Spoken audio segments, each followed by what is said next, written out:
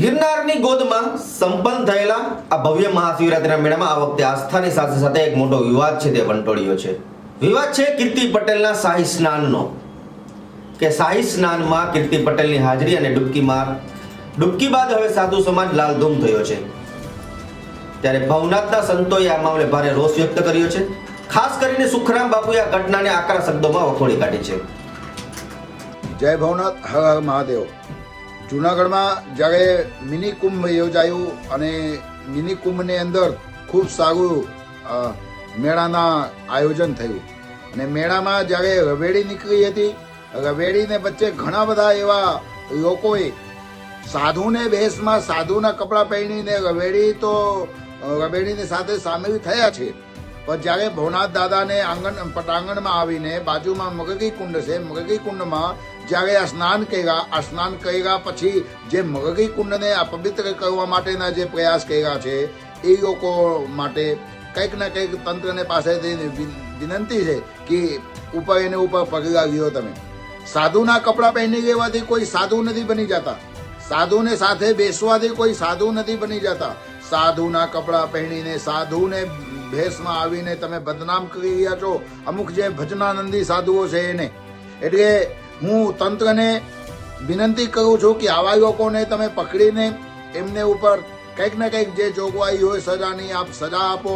કારણ કે સાધુ ભેષમાં શૈતાન આવી જાય અને શૈતાન આવીને સાધુ ભેષને બદનામ કરે એવું ના ચાલે. જે મેગા અધિકારી છે સાહેબશ્રીને હું ખૂબ સાધુવાદ આપીશ. કારણ કે સાહેબશ્રીએ સામે જ ઉભા રહ્યા હતા અને જે કોઈ સાહેબને નજરમાં પડ્યા છે સાહેબ એમને તંત્રને સાથે રાખીને એમને પકડીને બહાર કાઢવાનું કામ કર્યા છે.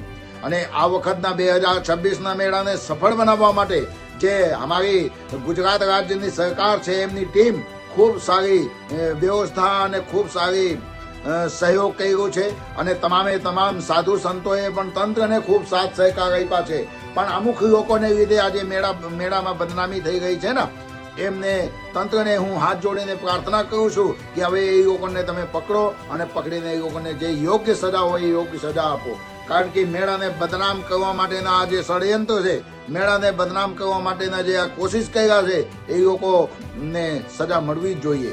આ જે પવિત્ર મગગી કુંડ છે, પવિત્ર મગગી કુંડની અંદર અમુક લોકોએ જે સાંસારિક જીવન ભોગવે છે અને આવીને મગગી કુંડમાં સાધુ સંતોને સાથે રહીને સ્નાન કરે છે, આ ચલાવી લેવામાં નહીં આવે.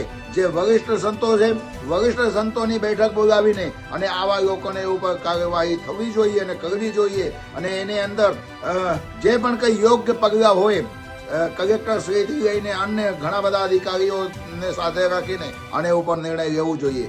કારણ કે તાકી બીજી વખત આવી રીતના કોઈ હિંમત ન કરે. આ વારંવાર આવી રીતે સનાતન ધર્મને બદનામ કરવા માટે, સનાતન ધર્મને લાંછન લગાડવા માટે ના જે અમુક આવારા તત્વોના લોકોને સાથે પ્રયાસ થઈ રહ્યું છે ને, આ બંધ થવું જોઈએ. જય ભવનાથ, હર હર મહાદેવ. માત્ર સાધુના કપડાં પહેરી લેવાથી કોઈ સાધુ બની નથી જતું. ત્યારે સાધુ વેશમાં આવીને મુરગી કુંડને અપવિત્ર કરવાનું કામ થયું હોવાનું બાપુએ ગંભીર આક્ષેપ કર્યો છે. ત્યારે સાધુની બાજુમાં બેસી જવાથી કોઈ સાધુ નથી બની જતું. આ તો માત્ર સાધુ સમાજને બદનામ કરવાનું કૃત્ય છે.